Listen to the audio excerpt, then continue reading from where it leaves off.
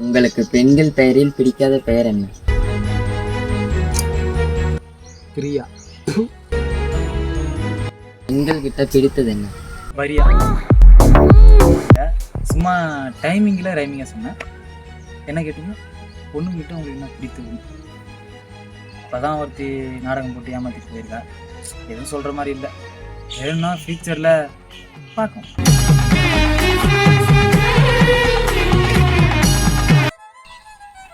ஏன் ஏமாத்தினாங்க? உண்மையாக இருந்தேன். அப்புறம் முக்கியமாக எந்த ஒரு கெட்ட பழக்கமும் இல்லாமல் இருந்தேன். அதான் பிடிக்கலன்னு போயிட்டேன். ஃபீல் பண்ணுறீங்களா அவங்க போயிட்டாங்கன்னு?